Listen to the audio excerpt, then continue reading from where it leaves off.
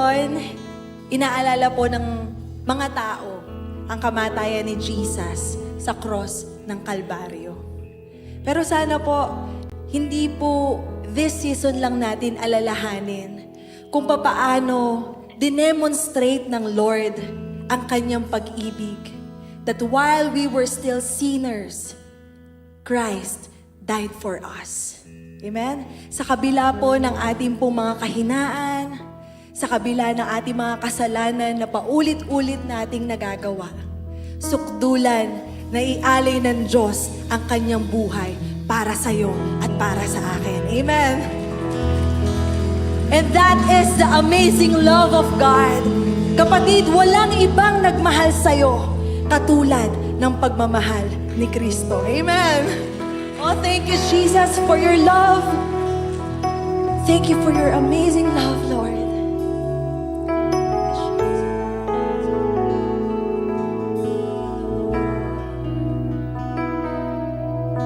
Walang ibang nagmahal sa akin ng tulad mo. Pag-ibig mo'y wagas at di nagbabago. Pinatunayan mo ito sa cross ng Kalbaryo.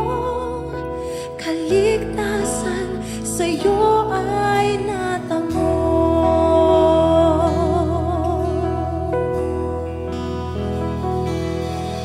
Dahil sa iyong tanging pagmamahal, ako ay natubos sa kasalanan. Sasambahin kita at pupurihin ka bilang tanda ng aking pagmamahal. Ikaw ang hari at tagapagligtas, banal mong pangalan aking itataas. Panginoong Jesus, aking Diyos, iaalay sa'yo aking lakas.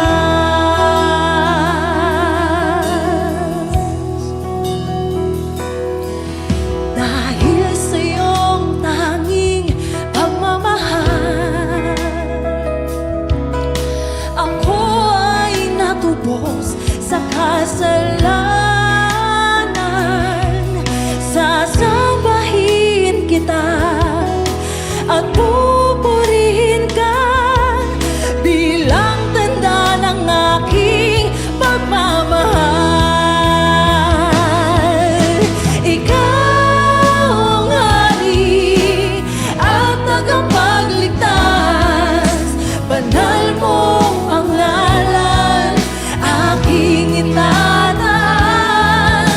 Panginoong Jesus, aking Diyos,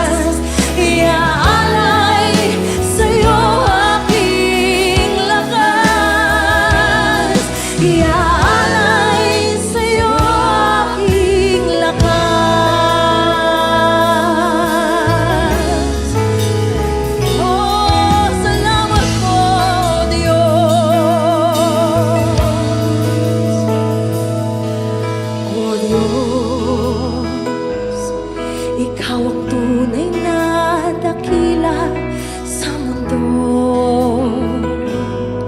Ikaw ang haring nagmahal ng tulad ko. Ginawa mong lahat, pag-ibig mo ay tapat at wagas. O Diyos, walang papantay sa kabutihan mo. Ang ngalan mo'y itataas sa buhay ko. Sundin ang loob mo, iparinig ang nais mo. Sa lahat ng panahon, Diyos ka sa amin. Sa lahat ng oras, nariyan para sa amin. Panginoong Jesus, purihin ka. Dakilain ka sa buhay ko, aming Ama.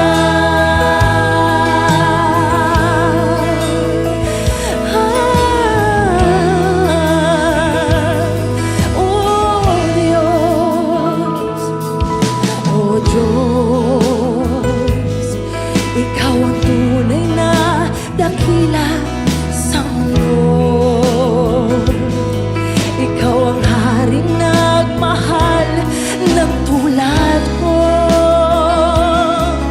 Ginawa mong lahat, pag-ibig mo ay tapat at wagas.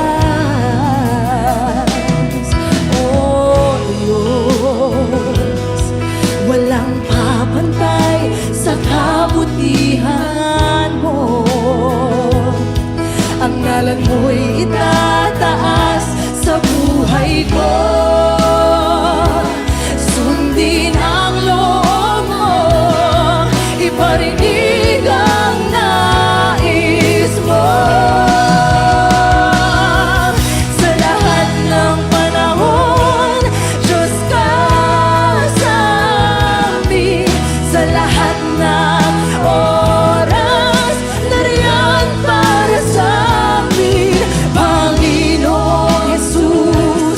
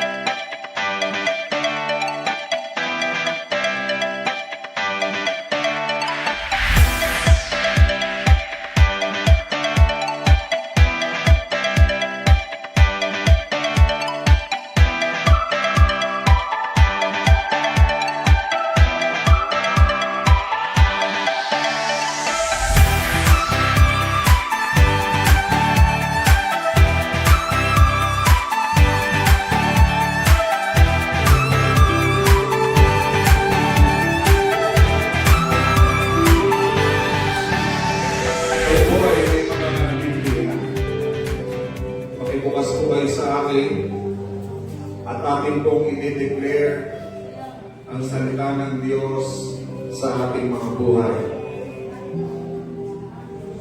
Buksan niyo po ang inyong mga Biblia, mga cellphone, mga hard copy, ay makibukas po kayo sa akin. Psalm 96. At alam ko kanina pa ho kayo nakatayo, aanyayahan ko ulit kayong tumayo dahil bilang respeto sa salita ng Diyos. Psalm 96, awit 96, Salmo 96, verse 1 at sa mga sumusunod pang mga talata. Verse 1, Psalm 96, kayong mga tao sa buong mundo, umawit kayo ng mga bagong awit sa Panginoon. Aawitan ninyo ang Panginoon at purihin ang kanyang pangalan. Ipahayag ninyo sa bawat araw ang tungkol sa pagligtas niya sa atin.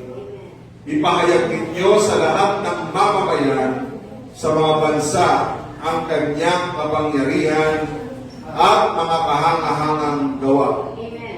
Dahil dakila ang Panginoon at karapat-dapat papurihan, dapat siyang katakutan ng higit pa kaysa anumang mga Diyos. Sapagkat ang lahat ng Diyos ng ibang mga bansa ay pawang Diyos-Diyosan lamang. Ngunit ang Panginoon, siya ang lumikha ng langit. Nasa Kanya ang kapangyarihan at karangalan, at nasa templo niya ang kalakasan at kagandahan. Purihin ninyo ang Panginoon, kayong lahat ng tao sa mundo. Purihin ninyo ang kanyang kaluwalhatian at kapangyarihan. Ibigay ninyo sa Panginoon ang mga papuring nararapat sa Kanya. Magdala kayo ng mga handog at pumunta sa templo. Sambahin ninyo ang kabanalan ng Panginoon. Matakot kayo sa Kanya, kayong lahat ng nasa sanlibutan.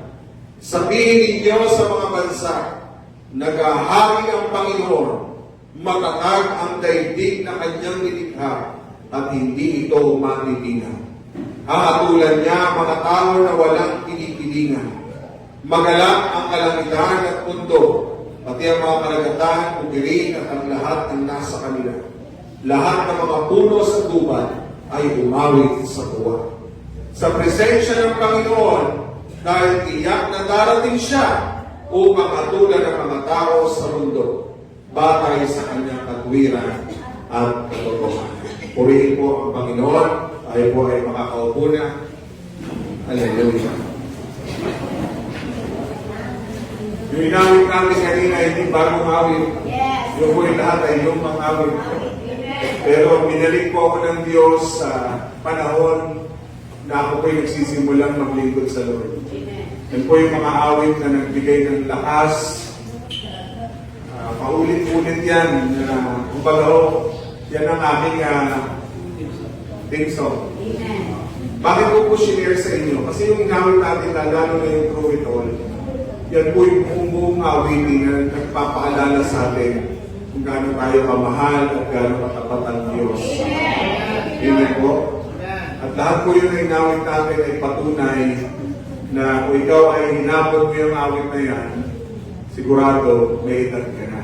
Yes! Tama po? Kayo naman. Kung inaawit nyo po yung awitin yan, sigurado mga edaran niyang people pa kayo, edaran mga bata-bata pa po kayo, young people. Tayo po yung umawit kanina, binalikan natin yun. Pero hindi lang yun ang binalik ng Diyos sa mga awit. Binabalik na rin ng Panginoon doon sa una mong pag-ibig. Tama po? Yung damang-damang mo habang inaawit mo yung Through It All, ay yan ay patunay na dahil ganun mo kamahal ang Panginoon. Dapat ganun din ngayon. Kung sa tabi mo, kung gaano mo kamahal si Lord noon, dapat mas mahal ko si Lord ngayon. Kasi kung narating mo yung araw ngayon buhay ng pag-ibig ng ating Panginoon. Amen. So, napakabuti ni Lord. Amen. Salamat po sa Panginoon, sa ilang mga kapatid natin na kahapon ay nandoon po sa ating mentoring. Alam niyo po, dami kong natutunan kahit ako nag-antok. Inaantok, hindi po dahil nakakaantok yung mensahe, nakakaantok dahil wala pa ako akong tulog ng mga panahon yun. Pero sabi ko sa Lord, Lord, ang dami mong paalala, lalo na pagdating sa panalangin. Benefits ng prayer, yung aming pong natanggap kahapon sa mentoring. Maraming paalala, isang patunay na ang Diyos po ay tutugon sa ating mga panalangin.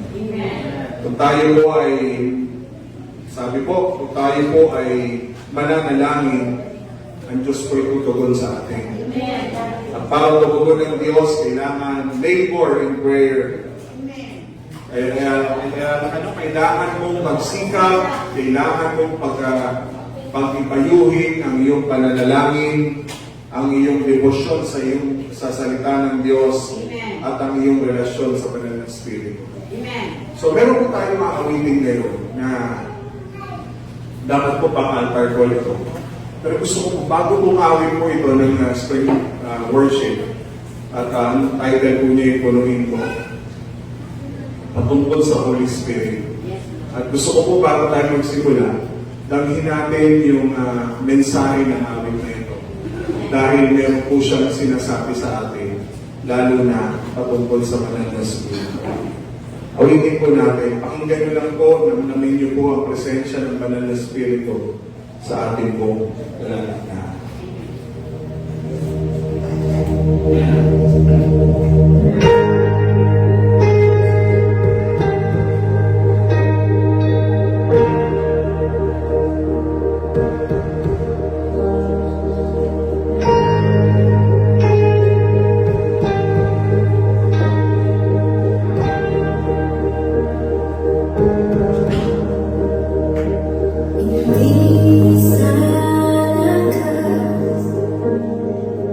Hindi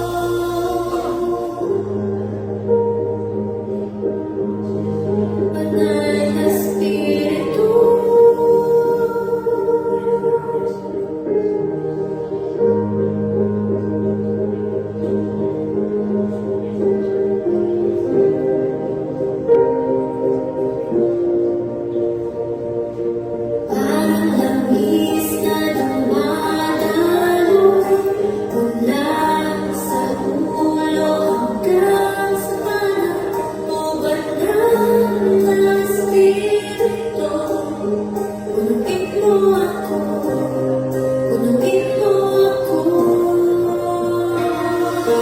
Parang langis na dumadaloy mula sa ulo hanggang sa kanan. O banal na Espiritu, punuin mo ako, punuin mo ako. Parang langis na dumadaloy mula sa ulo hanggang sa kanan. O banal na Espiritu, punuin mo ako, punuin mo ako. Banal na Espiritu, gamitin mo ako. Samahan mo ako. Banal na Espiritu, kasiyahan mo.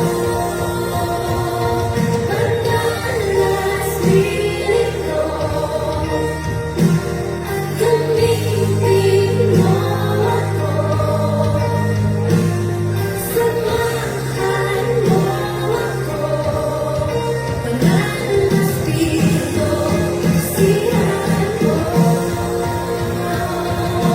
Parang langis na dumadaloy mula sa ulo hanggang sa kanan. O banal na Espiritu, punuin mo ako, punuin mo ako. Parang langis na dumadaloy mula sa ulo hanggang sa kanan. O banal na Espiritu, punuin mo ako, punuin mo ako. Thank you, Holy Spirit. Punuin mo kami, Panginoon, ng iyong buwan, Panginoon. Ng iyong langis, pagkakaloy, mula ulo hanggang kanan, Panginoon. O aming banal na Spirit. Punuin mo kami, O Diyos. Hallelujah. Thank you, Lord. Punuin mo kami, Panginoon. Punuin mo kami, O Diyos. Yes, O God. Thank you, Lord. Thank you, dear Holy Spirit. Hallelujah. Punuin mo ako, punuin mo ako, punuin mo ako. Amen. Amen. Praise God. Yan po ay awit po ng Spring Worship. Pwede niyo po yan bisitahin sa kanila po YouTube channel. Okay, diretso na po tayo. Genesis chapter 33, living out our new identity in Christ. How can we live out our new identity in Christ? Pinag-usapan po natin, paano tayo makakapamuhay sa ating bagong pagkatao kay Kristo. Una, to live out our new identity, we must be careful of our spiritual weaknesses. Okay? Pag-aralan na po natin yan. Part 2, to live out our new identity, we must labor. Kailangan natin pagtrabahuan na makapamuhay ng may kapayapaan sa ibang tao. Next, to live out our new identity, we must put our confidence, ang ating katiyakan, ang ating tiwala sa biyaya ng Diyos, hindi po sa ating sariling kalakasan o kakayanan. Ngayon pong part 4, ito naman po yung ating pagkukulayan. To live out our new identity, we must learn to trust God.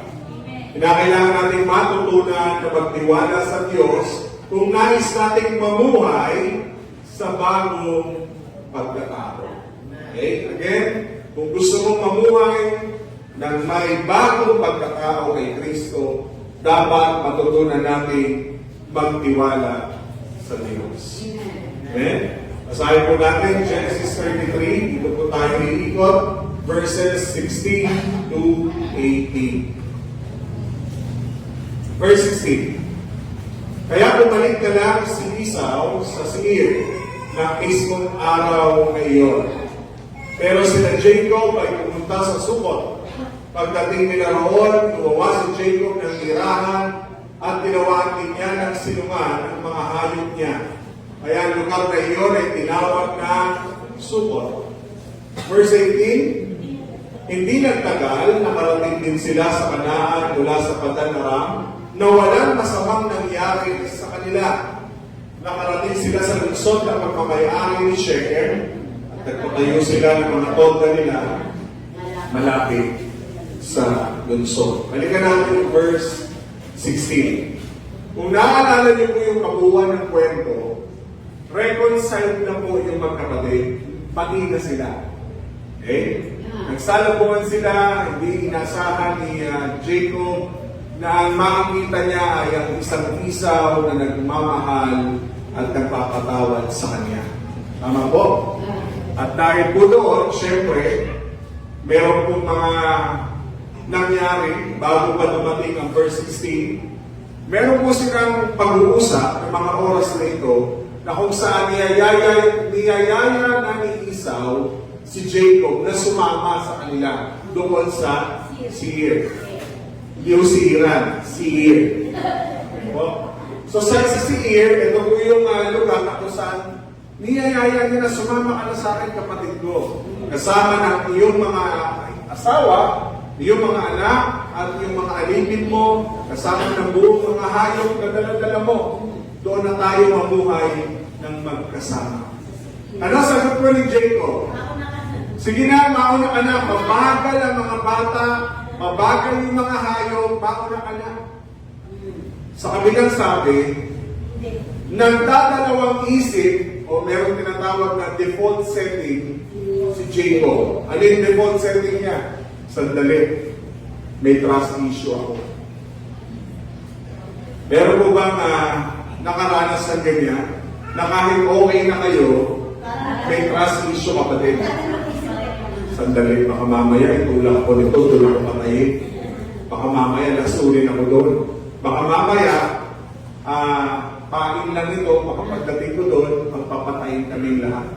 So lahat po yan ay marahil dumadating si Jacob sa mga bagay na mahirap magtiwala dahil tiyak, alam niya, yung galit at puot ng kapatid niya nung araw ay maaaring magdulot sa kanya ng kapamakan. So, ibig sabihin mga kapatid, sa pulpong ito, kilala si Jacob bilang scammer. Sabi nga ni Pastor Dave, scammer. Si Jacob ay hindi lang scammer, siya din po ay deceiver. Manloloko. Scammer, deceiver, at duwag. Ayan, sama ko na po yan, duwag at takot. Sa pagkakataon po ito, bumalik na lang si Esau sa Seir. Sige na, mauuna na ako. Yung mismong araw na yon, nauna na po si Esau. Sa verse 17, si Jacob ay ano nangyari? Sa halip na pumunta sa Seir, pumunta sa Sukot.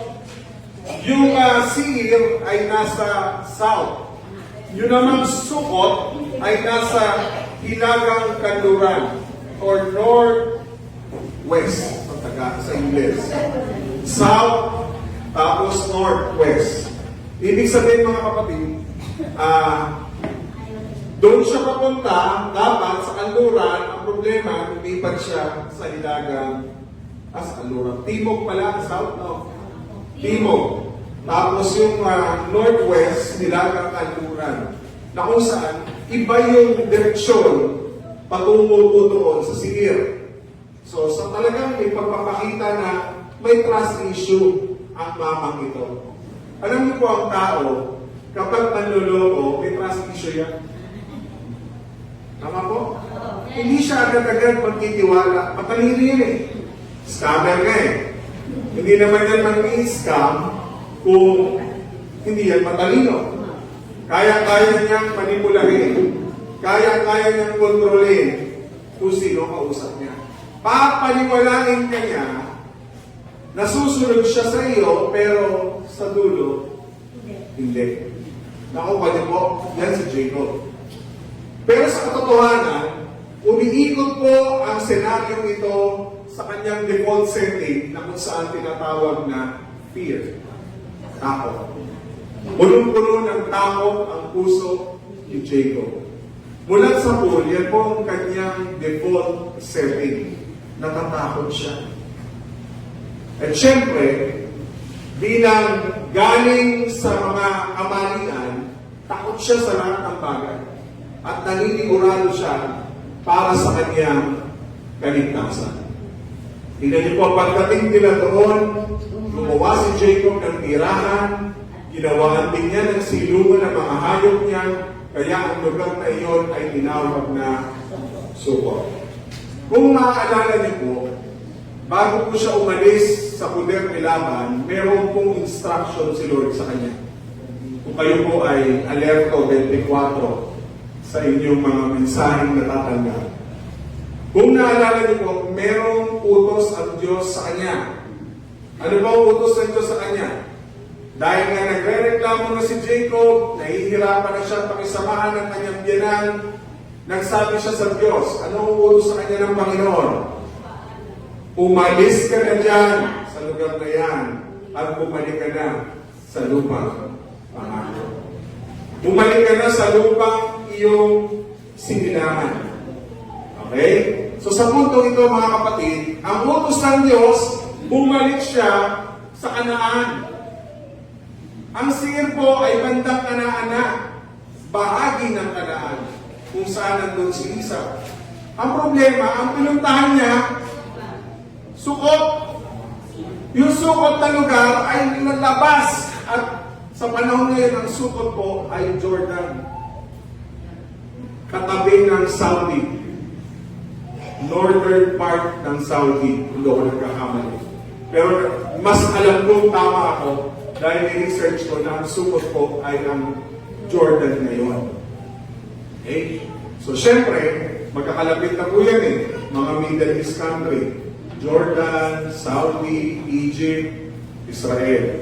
So, ang ginawa niya, lumihis. Marami pong katulad na ni Jacob na inuutusan ng Diyos na dito pumunta sa kanan, pumupunta sa kaliwa. Sabi mo sa katabi mo, alam mo ba ang kanan? Alam mo ba ang kaliwa?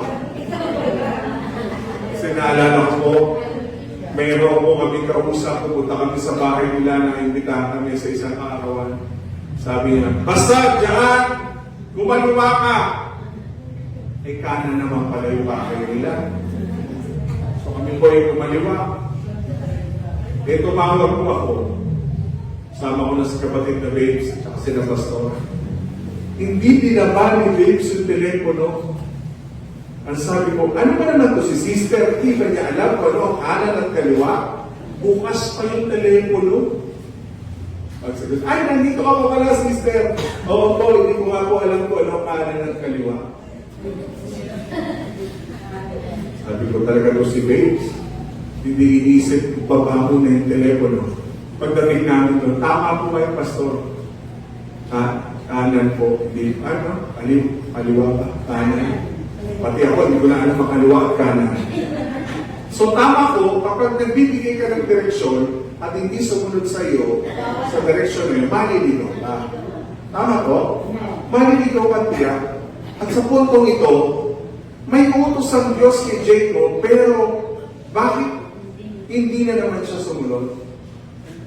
Tama po? Ibig sabihin may utos, itong gagawin mo, itong pupuntahan mo, pero iba ang kanyang pinuntahan. Okay? Ibig sabihin mga kapatid, si Jacob ay hindi lang basta deceiver. Si Jacob po ay isang disobedient servant. Hindi marunong sumunod. Okay? So kapag may instruction at hindi ka sumunod, disobedient ka. Tama? Ang magulang may inutos, hindi mo sunod, tatamaan ka dahil pasaway ka. Tama? At ang isang tao na may utos na hindi sinunod, ang tawag doon, matigas. Matigas. Hindi po ang mukha, ulo. Tama po? At dahil pag matigas ang ulo, kadalasan, kapag hindi marunong sumunod, laging napapahamak. At dahil napahamak, minsan din, nalilito pa na landas. Tama po? Naniniwala ako sa kasalihan ng mga matatanda. Ano sabi ng mga matatanda? Ano po ba yung sabi ng matatanda? Pag di ka lumigon sa pinagalingan, tiyak mauulog ka. Tama ba? Tiyak magkakabubol ka. At naniniwala din po ako sa sinasabi ng matatanda. Ano po? Ano sabi pa ng matatanda? Na walang pangit o hindi maganda na sasabihin sa iyo ang iyong mga magulang. Lahat para sa iyo ikabubuti. Tama po? Agree po ba kayo? Nung ako'y naging magulang, ganyan din ang litanya ko sa dalawa kong anak. Papunta ka pa lang, kaya mga linya po niya. Kasi narinig ko po yan nung ako'y bata. Kapag hindi ko sinusunod yung lola ko, tatay ko, nanay ko, laging ganyan. So ngayon nagka-anak na po ako, naging magulang na ako. Naranasan ko na. Na itong utos, yun ang gagawin. Tama po? Kung hindi naman yung inutos mo, doon pupunta. Bakit nga ba? Nakaka-relate po ba kayo mga nanay at tatay? Mga kabataan, nakaka-relate pa kayo? Sumagot kayo. Praise God. So sabi ng Panginoon kay Jacob, balikan natin, sabi ng Panginoon, bumalik ka na sa lupain ng iyong mga ninuno. Doon kung saan ka pinanganak. Doon sa mga kamag-anak mo. At ano sabi ng Lord? Baka kasama mo ako. Huwag ka nang matakot, umuwi ka na. Bumalik ka na sa bahay. Pumunta ka na doon sa iyong mga tatay, sa iyong pinagmulan, kung saan kayo pinanganak. Ano nangyari? Sa alin bumalik, shortcut muna. Punta siya sa sukot. Pinadala ng Diyos si Esau para ibalik siya ng Diyos sa lupang pangako. Ang problema, ayaw niya talagang sumama. Dahil sa tao. Okay? At dahil din sa trust issue. Ang sukot po ay nasa labas ng promise land. Meaning, kapag nasa labas ka ng pangako ng Diyos, sigurado mapapahamak ka. Every time na ilalayo mo ang iyong sarili sa mga pangako ng Diyos, sa gawain ng Diyos, sa salita ng Diyos, sa panalangin, sa pagsunod, lumalabas ka sa kalooban ng Panginoon. At walang lumayo sa Diyos na hindi siya naging pasaway, hindi napahamak. Minsan nga, malala pa. Sabi ng ilan, nasa church na yan, ha? Malalim na yan. Pero nagkamali pa. Hindi po ako naniniwala doon. Ang paniniwala ko po, hanggang ikaw ay nasa kalooban ng Diyos at hindi mo sinusuway ang Panginoon at hindi ka nagpupunwari sa harapan ng Diyos, hindi ka mapapahamak. Tama po? As long as ikaw ay nasa presensya ng Diyos, nasa kalooban ng Diyos, hindi ka niya pababayaan. Sasamahan ka ng Diyos. Amen? Kaya sabi ng Lord, kung medyo umaalaw-ayaw ka sa panalangin, bumalik ka na. Amen. Hindi ka nag-devotion, bumalik ka na. Amen. Hindi ka nagbabasa ng Bible, bumalik ka na. Amen. Kung nag-iisip ka na nanlalamig ka, buwag na, bumalik ka na. Kasi once na nag-desisyon kang lumabas, pag lumabas ka, maraming buwitre ang nakaabang sa iyo at lalamunin ka nila ng buhay. At sisiguraduhin ko nila na kung ikaw ay babalik man sa Panginoon, sigurado, luray-luray ka na. Wala pong lumayo sa Panginoon pagbalik, masaya pa. Kaya ka bumabalik sa Lord kasi nasugatan ka ng gusto dahil sa iyong pagsuway. Again, anything outside the promised land is disobedient. Amen? Anumang bagay na labas sa pangako ng Diyos, pagsuway. Nakaka-relate po ba tayo? Nakukuha ba natin ang salita ng Panginoon? So, ibig sabihin mga kapatid, itong mga panahon ito na si Jacob po ay nasa Sukot, hindi po basta araw lang o nag-staycation lang sila doon sa Sukot. Tingnan niyo po, balikan natin. Pagdating nila doon, anong ginawa niya? Gumawa si Jacob ng tirahan. Ibig sabihin, magtatagal siya doon. Hindi ka naman gagawa ng bahay doon. Magpapatayo ka ba ng rest house doon? Eh kung bahay bakasyonan, magtatagal ka pa rin. Tama po. At ang malala dito, hindi lang siya gumawa ng bahay, ginawa niya din ng silungan, pati yung mga hayop niya. Ibig sabihin mga kapatid, magtatagal talaga doon ang mamang ito. Kaya ang lugar na yun, tinawag niya Sukot. Sa dulo, mga kapatid, hindi nagtagal. Tingnan niyo po sa verse 18. Hindi nagtagal, pero tumagal po siya ng taon sa lugar na ito. Pero sa verse 18, hindi nagtagal, bumalik din siya sa Kanaan. Mula po sa Padan-aram, bumalik sa Kanaan. Eh, salamat na rin sa Lord. Wala namang masamang nangyari sa kanya. Tama po.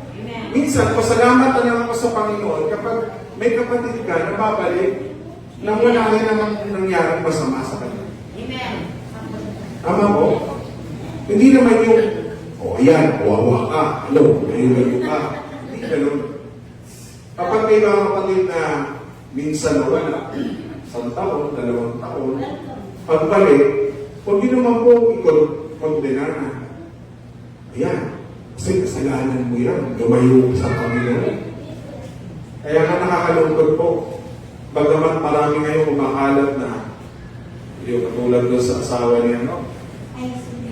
Si Aragol. Walang problema na magsalita ka ng katotohanan. Kaya na minsan kailangan mo iluga. Kasi hindi lahat maiintindihan ka. Tama po? Hindi dahil nasa katotohanan tayo, ipapakita natin sa kanila na kailangan natin maging drastic, kailangan natin manakit, kailangan natin ipadama sa kanila yung pag-ibig ng Panginoon. At yun yung sinasabi ni Lord sa atin. Tama po? Pero hindi natin pwedeng isaalang-alang o ikompromiso ang katotohanan. Tama po? Kaya tayo po ay nandito kasi kinokorek tayo ni Lord. So sa pagkakataon ito mga kapatid, babalikan na rin din pala, bakit lumayo ka pa? Yun naman ang tanong. Kaya may realization tayo, pag tagal-tagal natin nawala sa Panginoon, bumalik tayo, sasabihin natin kay Lord, Lord, sana hindi na ako lumayo sa iyo. Sana yung mga taon at panahon ang layo ko sa iyo, na sana nakapaglingkod pa ako, naranasan ko yung wagas mong pagmamahal, biyaya sa akin. Sabi nga, gaano man katagal ang paglayo mo sa Kanya, babalik at babalik ka din sa Kanya. Tama po? Kaya sabi ng Lord, bakit mo pa patatagalin? Pwede ka naman bumalik agad. Na-realize ko po sa mentoring kahapon, noong Pastor Day, na kung meron kang dapat gawin, huwag mo nang gawin bukas. At yung mga nakalipas na, hindi mo na kaya, balikan pa. Yung mga pagkakamali mo noon, hindi mo na kayang balikan pa. Yung mga inaantay mo bukas, hindi mo rin sigurado kung darating pa ang bukas. Anong sabi ng Lord? Kung buhay ka ngayon, gawin mo na ngayon. Kung babalik ka na rin sa Kanya, huwag na bukas. Ngayon na. Sabi mo sa katabi mo, huwag ka na magpabukas-bukas. Hindi mo na alam kung buhay ka pa bukas eh. Huwag mo na rin naman gawin na. Hindi, darating ang araw, pag bago na ako, pag maayos na ako, kapag okay na ako, babalik ako. Kailan nangyari yun? Wala. Sabi nga ni Pastor Dave kahapon, kapag may problema ka, mas lalo mong lapitan ng Panginoon. Kapag mas lalo kang natatakot, mas lalong tumarami ang iyong mga ang iyong mga pag-aalinlangan, mas lalo mong lapitan ng Panginoon.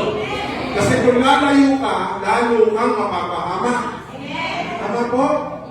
Kung nagkamali ka kahapon, huwag ka nang umulit, balikan mo na ang Lord agad para ma-correct ka na. Sabi ng Lord, kung babalik ka, huwag bukas, ngayon na. Magbabasa ka uli ng Bible, simulan mo, ngayon na. Magsisimula ka ng araw ng pananalangin, mamaya, huwag na mamaya, ngayon na. Kung gusto mong baguhin, ngayon na. Kung meron ka kailangan itigil, ngayon na. Dahil wala na tayo pag-asa bukas, dahil hindi natin alam ang araw ng bukas. Ang tanging pag-asa natin nasa Panginoon. Kung aabutin man natin ang edad na katulad ng edad ng Nanang Rita, wala makapagsasabi mo. Pero tinitingnan natin ang nanang, refleksyon niya na kabutihan ng Diyos. Bakit? Sana abutin namin yung ganyan. Sana man lang masaya kami abutin ang centenarian. Maabutan man lang namin yung 10,000. Ngayon mga kapatid, masyado kang kampante na akala mo hindi ka magkakasakit. Ulitin ko po, pinakabatang mayroong chronic kidney disease ay 1 taong gulang. At ngayon po, pinakabatang may diabetes, 1 taong gulang.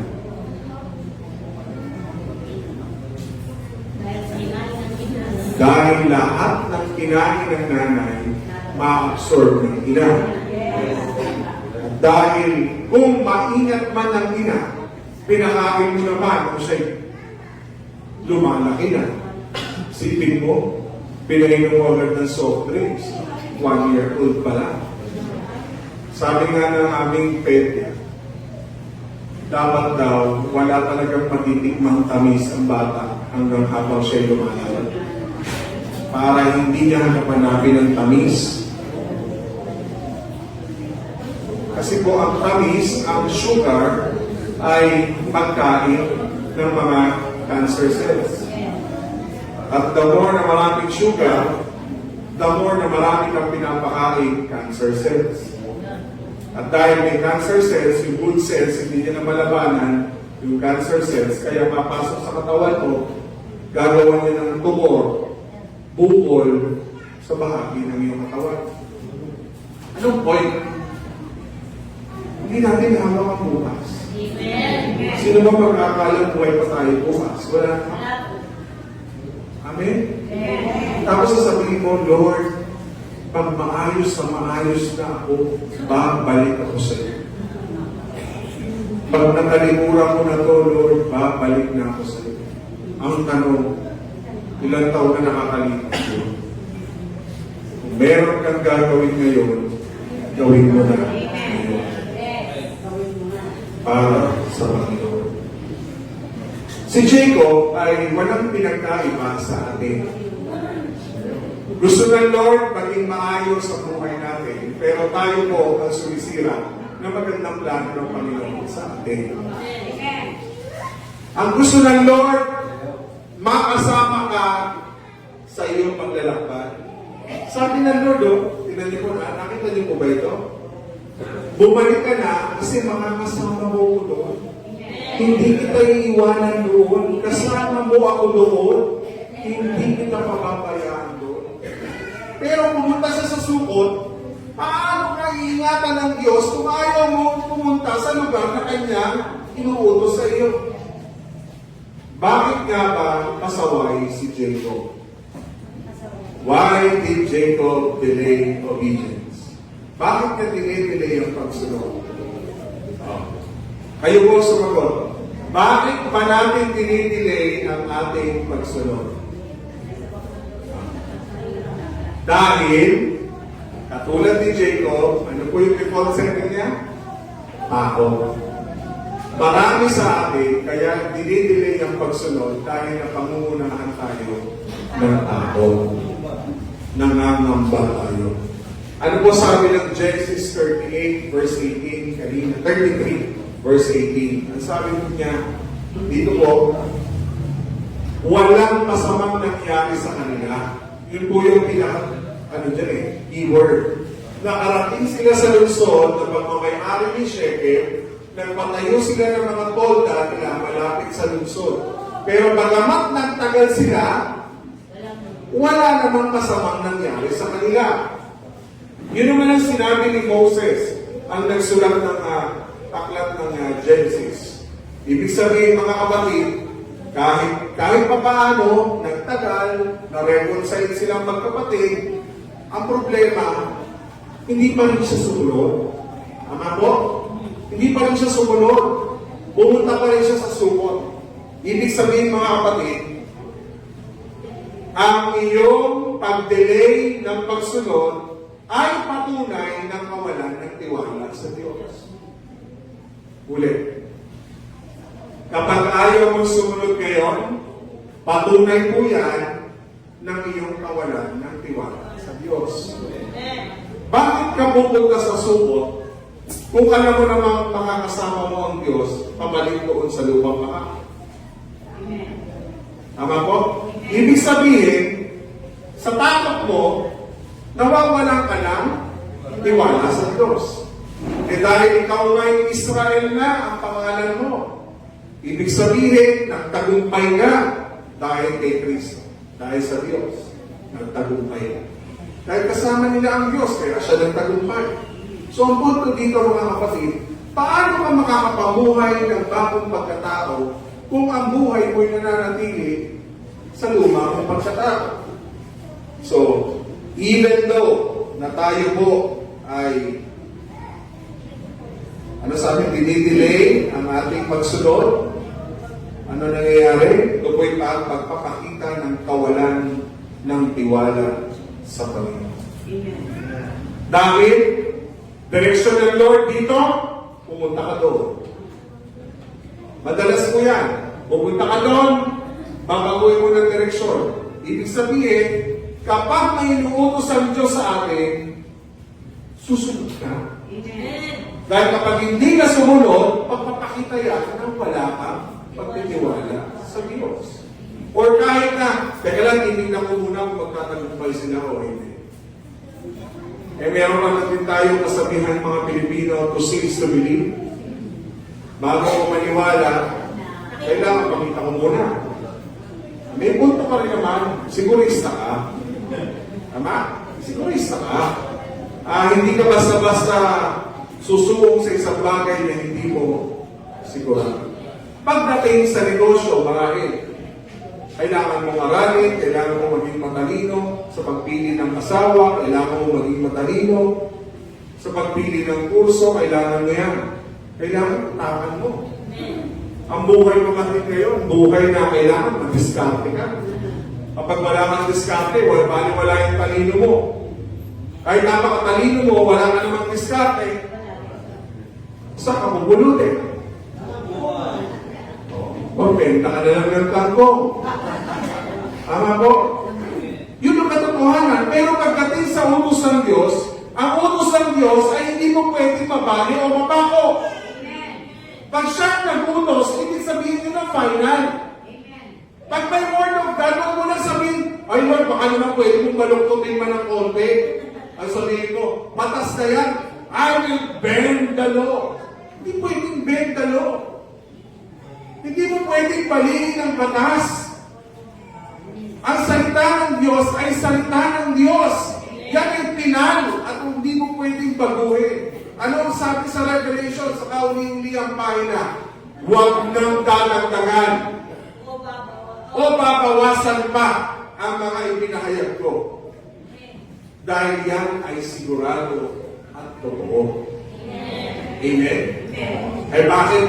Kung yun ang sinasabi ng salita ng Diyos, bakit lihis ang ating ginagawa? Sample. Gusto mo nyo ng sample? Tignan natin. Tignan natin ha? Sabi kay Jacob, alalahanin mo palagi na kasama mo ako. Iingatan kita kahit saan ka pumunta. Tama naman. Bababalikin kita sa lupain ito at hindi kita pababayaan hanggang sa matupad ko ang aking ipinangako sa iyo. Ang gusto kong word dyan, kasama mo ako palagi. Ayan o. Alalahanin mo na kasama mo ang Diyos palagi. Iingatan ka ng Diyos saan ka man pumunta palagi. Kaya alalahanin mo. Alalahanin mo. Pero kahit inaalala niya ng mabuti at sinabi na ng Diyos, hindi pa rin niya naalala kasama niya ang Diyos. Tama po. First example, laging nagre-remind ng Diyos. Bakit pa laging nagpapaalala ang Diyos? Kasi dahil ang tao po ay makalimutin. Hindi po yung katabi nyo. Hindi pa yan ulyanin. Pero makakalimutin. Tama po? Ako nga po bago ko mabigkas yung isang bagay, ang dami ko nang sinabi. Sabi ko bunutin mo yung laptop, yung computer, yung rep, yung yung extension lang pala sasabihin mo. Sabi ko, sana kung may edad man ako, katulad din, nakakalimot-limot ka na rin. Posible kasi sa edad. Pero yung bata ka pa lang, limot-limot ka na, may defecto na yun. Tama ko? Yung bata ka pa lang, pati pagsisibilyo, lagi mong nalilimutan. Lagi ka pa alalahanan. May defecto ka na, no? Napansin niyo po, alalahanin. Kasama mo naman ako. Iingatan naman kita. Kaya nga lagi mong alalahanin, kasama mo ang Diyos. Ano sabi nila? Alalahanin. Reminder. Amen. Alas 9 na, dapat nasa simbahan ka na. Tama? Huwag ka na magigising. Alas 9 ang pagsamba, alas 8:45 na. Doon ka palang ikilos. Tama po. Alalahanin. Set a reminder. Sabi ni Lord, sasamahan naman kita kaya lang late ka eh. Ingatan naman kita kaya lang late ka lagi. Kaya sabi ng Lord, sayang, nabuta mo sana yung buo. Kaya lang, nag-late ka. Naintindihan niyo po ako? Kaya sabihin mo sa katabi mo, mula ngayon, hate late. I hate late. Okay? Mula ngayon, sabi ng Lord, ang pagbabago, nagsisimula ngayon. Simula ngayon. Sige po, sabihin nyo, simula ngayon. Hindi, laksan niyo po, simula ngayon. I hate late. Yan ha. Lord ha, nakita niyo po. At namin mo yung araw na ito. I hate late. Okay ha? Okay ha? Nandaan ko yan sa susunod na linggo ha? Mamaya, alas 8, nag-iingat-ingat ka pa. Kanina po gusto kong matulog. Parang yung aking katawan ay nag-set na ng laging pang alas 4, alas 5, parang gising ka pa. Lord, batawa. Alas 6 ang alarm, Lord. Pwede mo 6:30 naman. Alam ko ka alas 7 na, Lord. Pwede ba 7:30 na lang? Lord, pwede ba alas 8 na lang? Alas 8:30 na. Lord, pwede ba next Sunday na lang? Sino po nakaka-relate? Amen? So, ibig sabihin mga kapatid, ang Diyos laging nagpapaalala. Sino ba ang malilimutin? Sino ba ang malilimutin? Si Pastor malilimutin? Kaya kailangan niyong paalalahanan. Pero hindi naman pwedeng laging paalalahanan dahil hindi naman laging meron pagpapaalala. Tama po? Kaya ang Word of God ay reminder sa mga Kristiyano. Na may Diyos na may nag-uutos, Diyos na nagpapaalala, Diyos na nagsasabi sa iyo, malilimutin ka na anak, alalahanin mo. Alalahanin mo. Amen? Ito ba sabi? Genesis 31:30. Saan na yun? 32. Okay. Wala. Saan na po ba ako? 33. Okay, sige po. Dito na po tayo. Sabi po ng Panginoon, sinabi ng tao, simula ngayon hindi na Jacob ang pangalan mo, kundi Israel. Na dahil nakipaggulo ka sa Diyos at sa mga tao, at ikaw ay, sabi ng Lord, simula ngayon hindi na Jacob ang pangalan mo, kundi Israel. Lagi kasi nalilimutan ni Jacob na siya is Israel niya. Minsan ba napapansin nyo, sinasabi sa inyo, Lord, anak, Kristiyano ka. Anak ka ng Diyos. Anak, tagapagmana ka. Anak, pinagpala kita. Ano sabi mo? Di nga. Di nga. Nakaramdam na po ba kayo na parang ang hirap talagang paniwalaan? Anak ba ako ng Diyos? Parang ganito. Anak, hindi ka unbeliever. Believer ka. Kristiyano ka. Kaya nga po pag kami pupunta sa ibang lugar tapos may nakakainis na mga ginagawa ng nasa paligid mo. Kristiyano ako. Pastor ako. Pag nagmamaneho po ako, pastor ka, umalma ka, pastor ka. Kasi ilang beses ipapaalala sa atin ng Lord, Kristiyano ka. Sa katabi mo, nagsisimba ka, hindi ka nakikipagkismisan, nagsisimba tayo, huwag kang matulog, hindi ko kama. Tama po? Kaya pagka mga bata, pinalalahanan yung anak, sisimba tayo, hindi ka pa yung palaruan. Amen? Kanina nga po, pinagsabihan ko yung dalawa, ganyan lang. Alam na nila yun. Mahigpit ba si Papa? Sabi ko sa kanya, oo daw sa akin. Kailangan eh. Alamin niyo ang lugar na inyong pupuntahan. Kung playground yan, maglaro kayo. Pero kung simbahan ito, sasamba tayo. Amen. Maupo ka dyan, huwag kang maglaro. Sa bahay, marami kang oras para maglaro. Subukan mo sa school, dalhin mo lahat ng laruan mo. Magpapagalitan ka ng teacher mo. Kasi hindi yun ang lugar ng paglalaro. Lugar yun para ikaw ay mag-aral. Ang pagsamba ay lugar ng pagsamba. At bahagi ng iyong pagsamba ay pakikinig sa kanyang mga salita.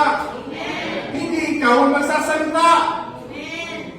Bahagi ng iyong pagsamba at pakikinig sa kanyang salita, hindi sa iyong salita.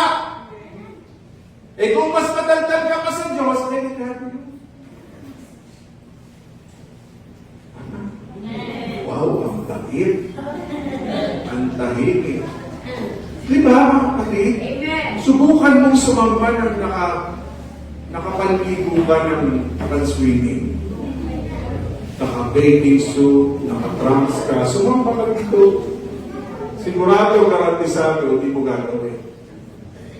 Doon sa dagat, pwede. Amen? Kaya sabihin niyo sa mga anak ninyo, tayo sasamba. Bawal maglaro. Bawal mag-ingay. At bawal din matulog. Bakit? Sandali na lang ang oras mo. Natulog ka pa. Pag-uwi nyo, pagkatapos nyo kumain, mag-siesta ka. Umiga ka. Kasarap matulog. Busog ka, busog ka. Walang naharang sa'yo. Pero sa pagsampa na makasarap matulog ang ingay ni Pastor. Ang sarap matulog ang ingay ni Pastor. Amen? Ulit ko po, pangalan mo Jacob. Ay, pangalan mo Israel, hindi Jacob. Sabi mo sa katabi mo, anak ka ng Diyos, hindi ka anak ng Diablo. Diba? Kasi sabi ng John 8:44, Diablo ang iyong ama. Dahil kung ano ang sinasabi niya, yun ang sinusunod mo. Naku, Diablo pala ang ama ko. Kung ano sabihin ng Diablo, yun ang sinusunod ko. Sandali. Kung ano ang sinasabi ng Diyos, yun ang dapat sinusunod ko. If I am a Christian, I will work as a Christian.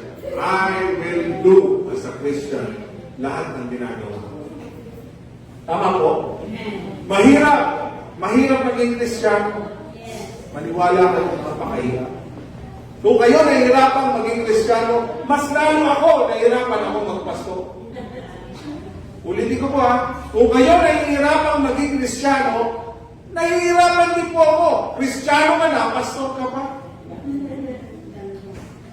Isipin mo, paano ka magre-react sa mga taong hindi maganda ang ginagawa sa iyo? Tama mo? Kristiyano ako. Naalala ko talaga yung pag namimili kami, yung mga nagwawala doon sa mahirap. Ikaw, Kristiyano ka. Pinipigilan ko ang sarili ko, naku po, ako yan, naku! Alam mo, naiisip ko, paano kung may isa doon na may kakilala sa akin, dinidyohan ako. Viral ako ng pinagkataon. Dito ko man din sa Batangas, lahat vlogger.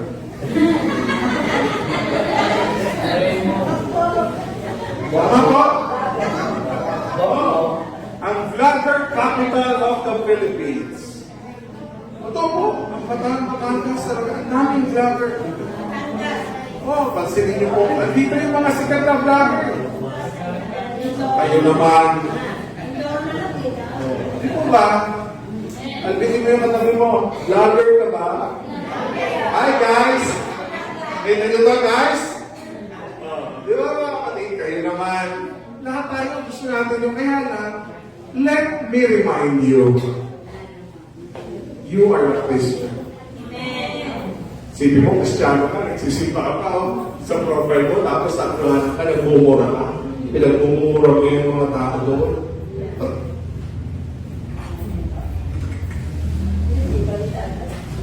Iligtas mo ba tayo lahat doon? Si Pastor paligtas, lalo nang hindi. Minsan ko, kinakakilala tawag ko sa'yo, Pastor! Pastor! Ako, Pastor pala ako. Pastor! Di ko kilala. Noong araw mo sa Cavite, ganyan. Yung galit na galit ako, sabi niya, Pastor ko kayo, di ba? Ako! Di ba kayo doon? Oh. Lana. Tama? Nasabi mo na, ano bang bagay na nasabi na natin, nagawa na natin, hindi na natin kaya gawin. Amen. Tayo po'y magsilohon. Diba? Ang hirap. Ito po yung pinupunto ng Lord sa atin. Pangalan mo na, Israel, hindi ka na Jacob. Bakit ba pinipilit mo at pinipilit mo at pinipilit mo yung pangalan yan sa'yo?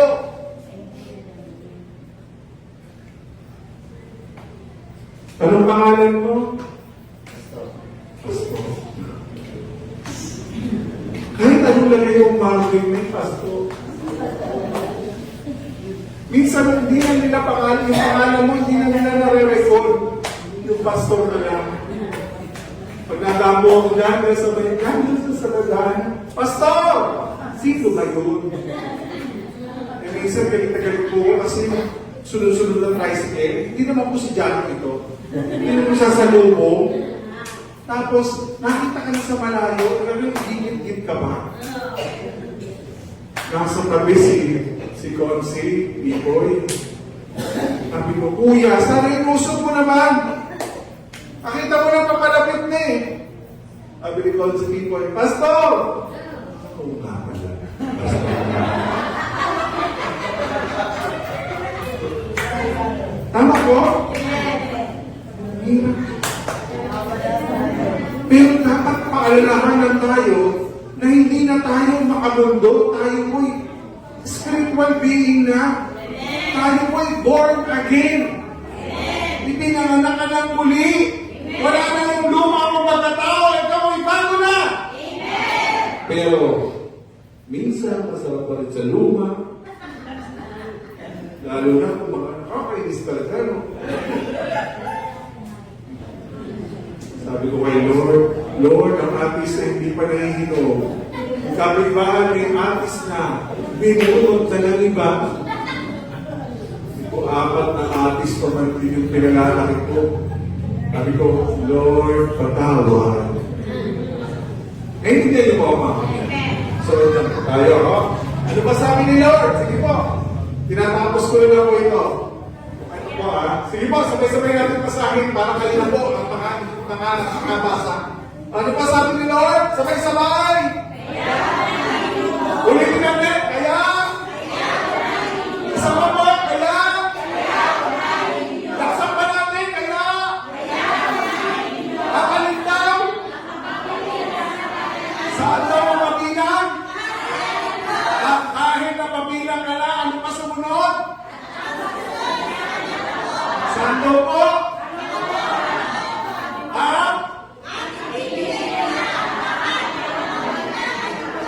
Ang gusto natin, Lord, ibigay niyo na lang ang lahat ng pangangailangan namin.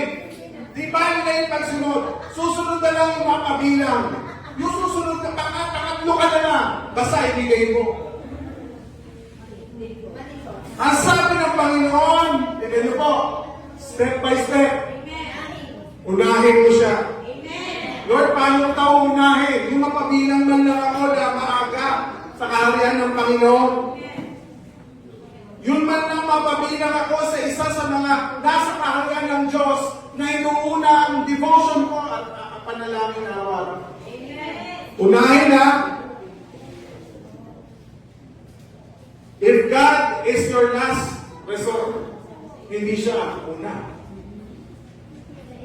Tama po? Dapat siya ang uunahin. Mapabilang. Paano ang mapapabilang? Pero, kapag tatanggap, maaga pa lang, ikaw ang una sa bilang. Ito. Kasi lahat natin gusto tayo tatanggap. Kasi ugali natin to receive. Hindi natin ugali mag-give. Kayo naman. Gusto niyo ba mag-give? Mas gusto niyo mag-receive. Kayo naman. Kapag nahimik mo yung mga kapatid ko, Panginoon. Sabi Sabi ng Lord, unahin ang mapabilang sa kaharian ng Diyos, unahin ang mapabilang at ang pagsunod sa Kanya, at sa Kanya ibibigay sa iyo ang lahat. Ang lahat. Ang lahat na. Ano ba ang pangangailangan natin? Ang dami, Lord, ang dami. Ano pangangailangan mo? Ang dami talaga, ang dami. Lahat, pangangailangan, lahat. Si Pastor lang ba yun? Ayun naman. Wala kayong pangangailangan, Lord. Wala po silang pangangailangan. Meron po, purihin ng Panginoon. So kapag meron kang pangangailangan, ang susi, unahin mo si Lord. Amen. Sabi mo sa katabi mo, yun pala ang susi. Amen. Unahin si Lord. So kanina, sabi niyo po kanina, mula sa araw na ito, ay late. Kayo naman, Lord, ikaw dapat ang number 1 sa buhay mo. Sabi mo sa katabi mo, Lord, sabi mo sa katabi mo sa sarili mo lang, Lord, mula sa araw na ito, ikaw ang number 1. Sure ako. At gagawin ko sa buhay ko. Amen. Ayan ha, sinabi niyo yan ha. Yes. Amen. Hallelujah, Lord. Hallelujah. Bakit? Kapag una si Lord, laging una ang bibigyan ng lahat ng pangangailangan. Kasi totoo po napatunayan ko na yan sa buhay ko sa loob ng 17 years na nagpapastor ako. Kung hindi si Lord ang nag-provide sa lahat ng pangangailangan, matagal na tayong tumigil sa paglilingkod. Amen? Sabi mo sa katabi mo, kung hindi lang din si Lord ang nag-provide sa iyo, ngayong buhay ka pa rin hanggang ngayon. Inuna mo uunahin ka niya. Priority mo pa-prioritize ka niya. Sa problema gusto mo lahat ng pangangailangan mo, ikaw ang gumawa Yun ang problema kay Jacob. Gagawin niya sa sarili niyang lakas, hindi sa lakas na nanggagaling sa Panginoon. Sabi niya, papatayin daw siya ng kapatid niya. Pagdating doon, iniyakan pa nga siya, pinagkan pa nga siya. Ano ang nangyari? Di ba? Sumunod, alalahanin mo! Ako may alalahanin na naman. Alalahanin mo ang Panginoon. Ano po sabi sa lahat? Teka. Alalahanin mo ang Panginoon sa lahat. At ituturo niya sa iyo ang tamang landas.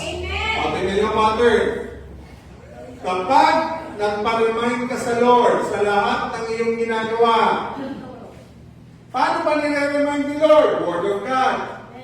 Kapag ikaw ay laging nasa Word of God, lahat ng iyong ginagawa, inaalala mo ang Panginoon. Ano gagawin niya? Ituturo niya sa iyo ang tamang landas. Ano sabi ng Bible? Kaya nga, ito pa, ipagtapat nyo sa isa't isa ang kasalanan nyo at ipanalangin ang isa't isa para gumaling kayo. Malaki ang nagagawa ng panalangin ng tao magaling. I remember sila first day ata niya sa ospital. Pagpunta ko doon, meron siyang katabing 2 bata na nandoon sa kwarto. Siyempre, pagdating ko po doon, ipapanalangin mo sila, nakatingin mo yung 2 nanay. Sabi ko po kay kapatid ka Sara, tanungin mo nga ang pangalan ng 2 na bata at ipag-pray natin. Batay po sa update sa akin ni kapatid na Sara, yung 10 oras na yun, kumilos ang Panginoon, pinagaling po yung isang bata doon, instant kumilos. Kasama ko, nagulat po ako dahil nabalik tayo sa inyo. Grabe yung panalangin nyo, no. Pinag-pray din kami, pinukwento niyo doon sa asawa niya, doon sa kanilang kamag-anak. So imagine, hindi ko si Pastor yun, si Lord. Ano yung na-point out ko? Eh pumunta ka lang naman doon. Ano pong pag-asa ang ibibigay mo doon? Kundi si Lord ang magpapagaling sa kanya. Mahal kayo ni Lord, pagagalingin ko kayo ng Panginoon. Naniniwala ko kayo. So naniniwala ko, pagkalabas sa hospital, nakapag-post ka. Nakapost ka. Na parang beauty queen. Ang point, ano pinapoint ko? Ang Diyos ay kumilos.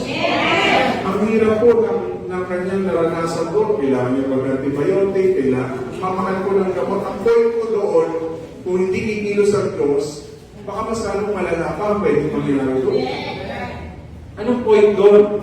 Kapag si Lord ay laging nandoon, ano sabi? Kung hindi kayo magpapananaminan sa isa't isa, mahirapan tayong gumaling. Ano sabi ng Lord? Malaki ang nagagawa ng panalangin ng taong matuwid. Paano ka ba naging matuwid? Eh kasi si Lord ang kasama mo eh. Hindi naman dahil karapat-dapat ka. Hindi naman dahil deserve mo o matalino ka, mataas ka, o anuman ang posisyon mo sa buhay. Ang sabi ng Lord, malaki ang nagagawa ng panalangin ng taong matuwid. Mahirap pong gumaling ng mag-isa. Ito sa katabi mo, mahirap gumaling ng mag-isa. Diba? Tama ba, Brother Arnold? Mahirap gumaling ng mag-isa. Diba? Buhay ng kapatid, kumangga, na-aksidente, napaka-okay pa ng pagkakalain. Nako, bali. Nako, parang di na tatalinin. Spine ang nadali. Takbo, hindi na makakakilusan. Takbo sa akin yung nasa lang. Takbo. Sabi ko, Lord, takbo. Kailangan kami mag-pray. Hindi naman siya pinabayaan ng Lord. Sabi ko sa kanya, mapahalad ka. Yang mukha natin ang puhunan natin. Kung nadali, bumalik ko yung ulo mo papakabila. Wala na. Yung ilong mo, napunta dito, pamama. Papalad ka, iningatan ng Diyos.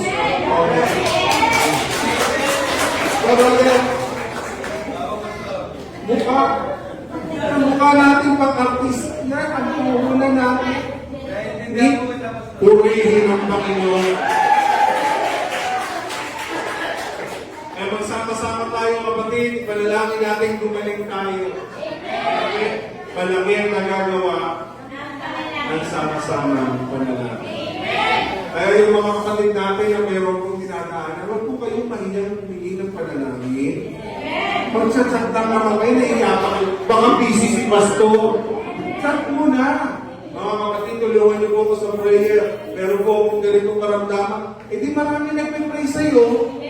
Hindi yung, teka baka mamaya, misgahan nila ako. Baka mamaya sabihin nila, bakit may sakit ka na naman? Mukhang pinarurusaan ka ng Diyos. Ganun ba hindi po? I-chat nyo. May sakit prayer request po. Kailangan mo po ng ganito. Kailangan mo po ng trabaho. Eh hindi ka nag-iisa sa panalangin. Marami nagpe-pray sa'yo. Hindi yung baka husgahan nila ako. Baka sabihin nila, tamad-tamad ko ngayon ako naghahanap ng trabaho. Hindi ganun. Gusto mo makapasa sa exam, i-chat mo. Ano ka, pinapopost mo sa Facebook eh. Oh. What's on your mind? Ang saya talaga dito. Ano yun? Saan yun? Amen? Sabi mo sa katabi mo, may karamdaman ka ba ngayon?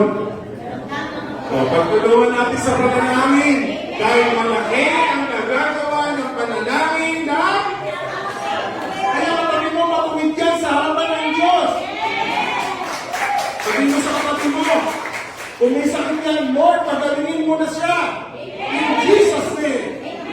Lord, marami siyang kailangan sa bahay, mga pambayad sa mga bills, pagkalooban siya ng Lord ng provision. Diba? Lord, kailangan ko ng trabaho, kailangan ko ng maraming customer, kailangan ng maraming isda, Lord! Diyos ang magbibigay! Dahil malaki ang nagagawa ng sama-sama ng panalangin. Ang problema, sinabi na ni Lord, ginagawa mo ba? Hindi. Kaya nga sabi mo, kung may sakit yan, Lord, pagalingin mo na siya. In Jesus' name. Lord, kailangan ko ng trabaho, kailangan ko ng maraming customer, kailangan ng maraming isda, Lord! Diyos ang magbibigay! Dahil malaki ang nagagawa ng sama-sama ng panalangin. Ang problema, sinabi na ni Lord, ginagawa mo ba?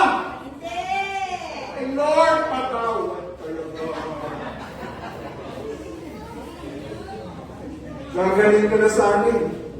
Sinulog ko pa eh. Gusto mo ba ng boyfriend? Panalangin natin. Gusto mo ba ng girlfriend? Panalangin natin.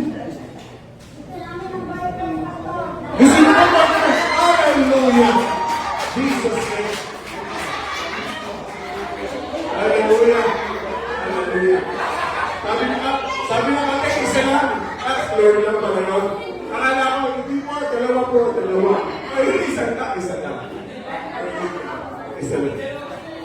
Alam niyo, bakit hindi? Bakit natin nilimitahan ng Diyos? O sino mo yung walang bahay pa? Ang lahat, Lord, may bahay na.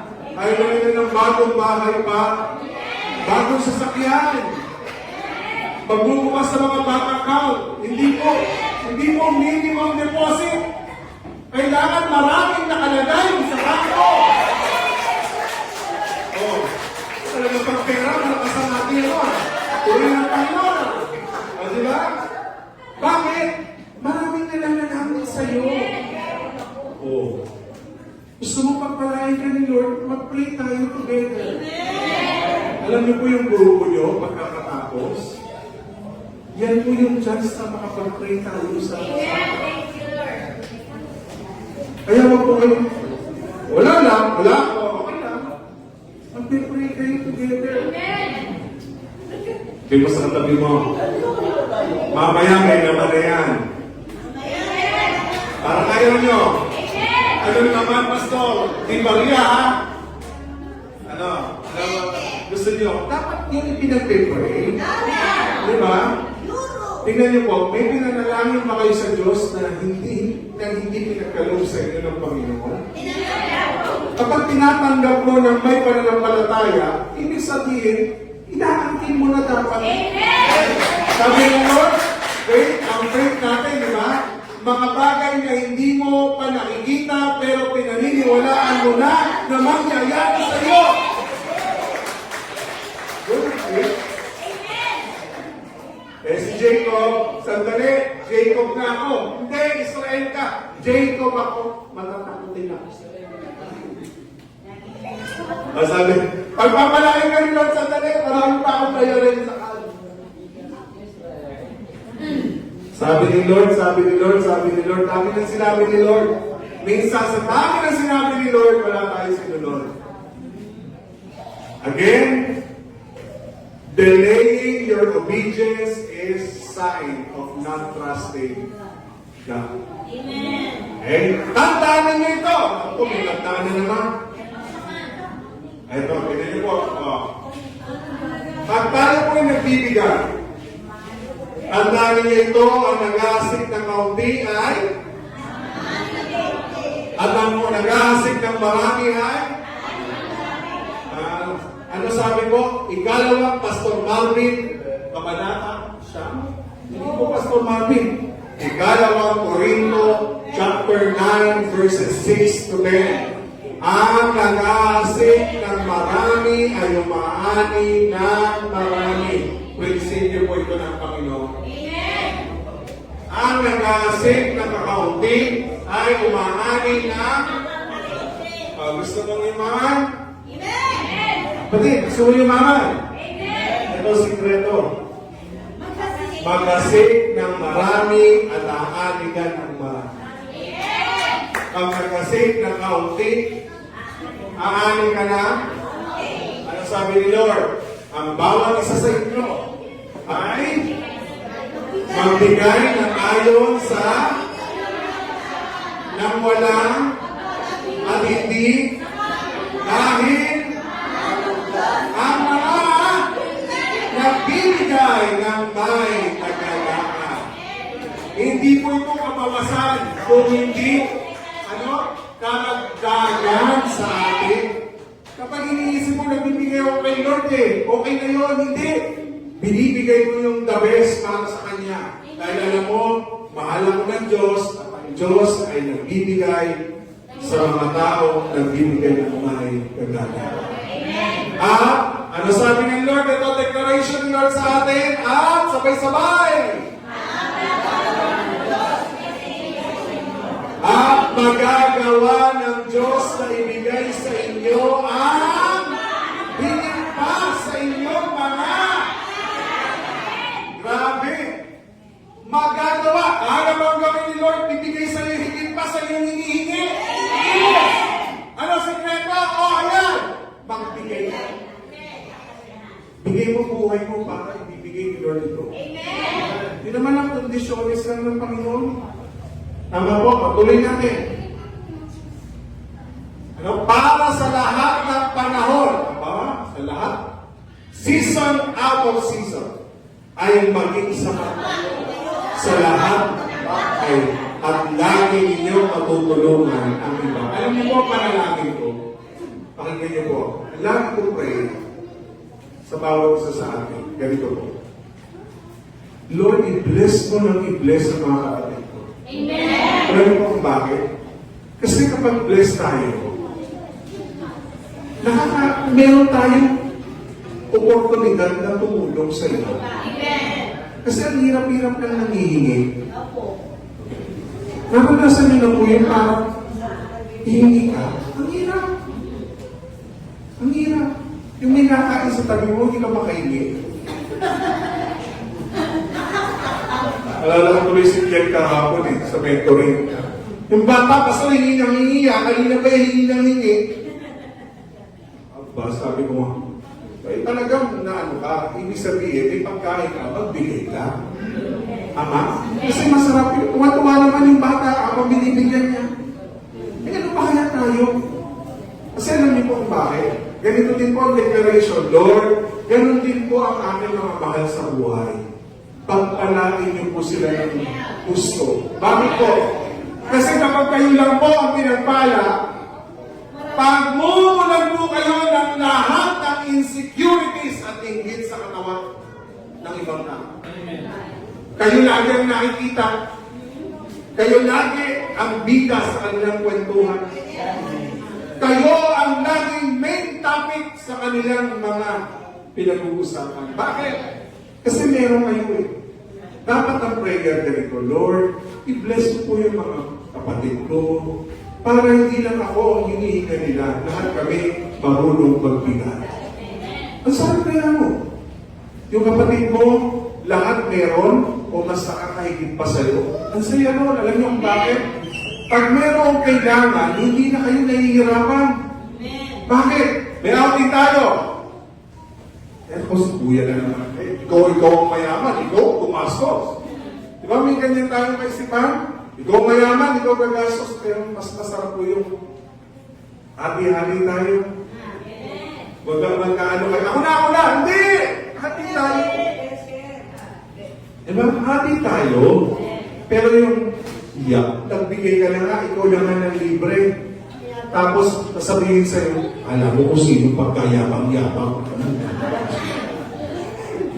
Tama po. Kaya minsan nami-misinterpret tayo eh. Alam niyo, prayer natin, pag pinagpala tayo ng Diyos, sila din pagpalain ng Panginoon. Amen! Mawawala ang salitang inggit, insecurity sa katawan. Yes.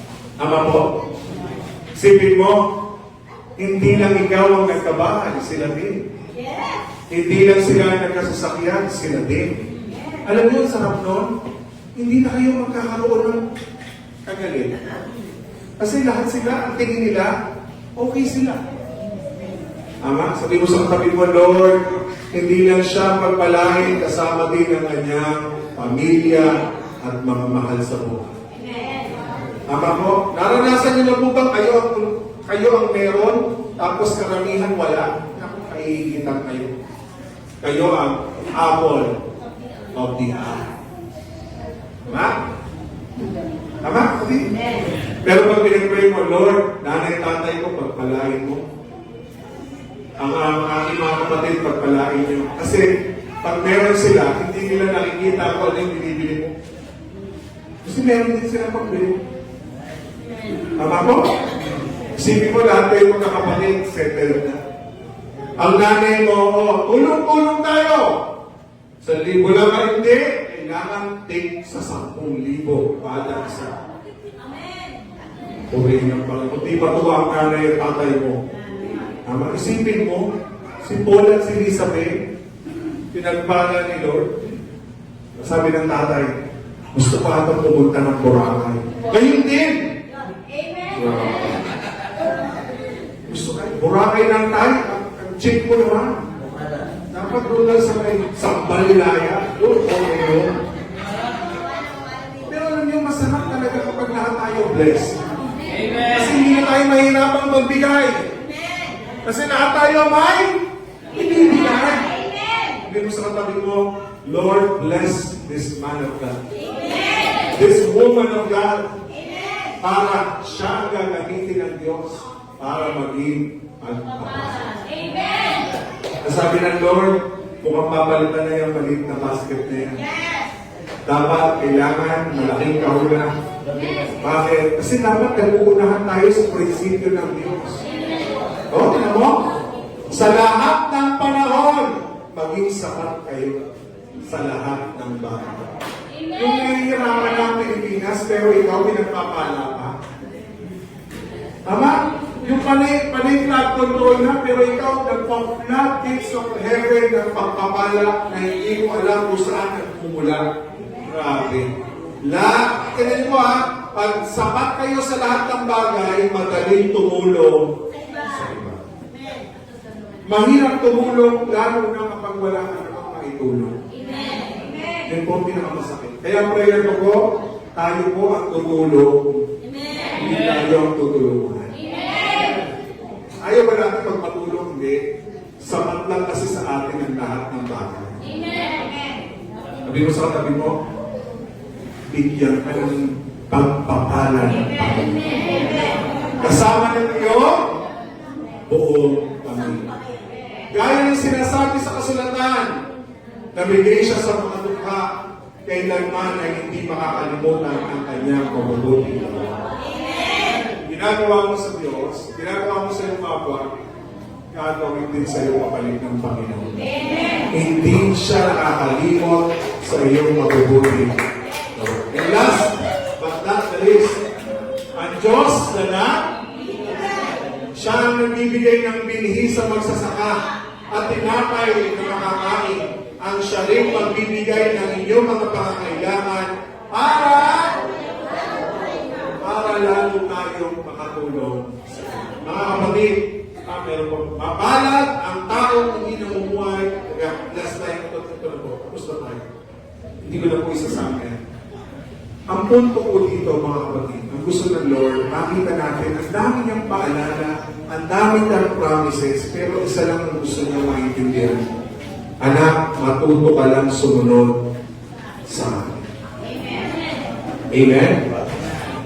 Napakaraming pangako, pero kung baliwala ang pangako, kung wala tayong pagtitiwala sa Panginoon. At kung di tayo sumusunod, magpapakita lang yun ng kawalan ng tiwala sa Panginoon. Ay, po yung nanalangin. Ama naming Diyos, hindi biro lahat ng aming narinig. Ito po'y paalala sa amin na sa dami ng iyong mga pangako, sa dami ng iyong mga paalala, matutunan po namin pakinggan ka. Hindi lang pakinggan, sundin ka. Hindi lang sundin, isa pamuhay ang bagong pagkatao ipinagkaloob mo sa akin. Lord, tulungan niyo po kami. Lahat kami nahihirapan.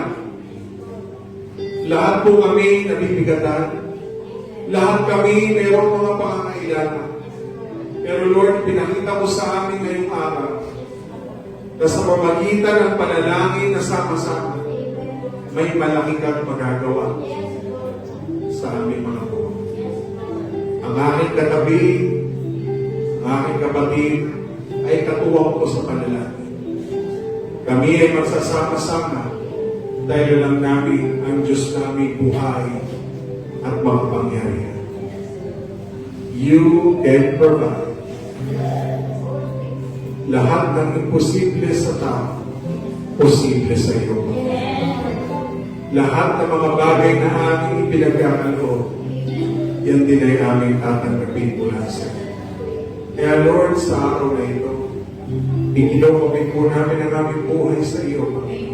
Na mula sa araw na ito, Hindi lang po kami magiging bagong pangalan, bagong pagkatao, kundi Lord, isa sa pamuhay namin ang pangalan ipinagkaloob mo sa amin.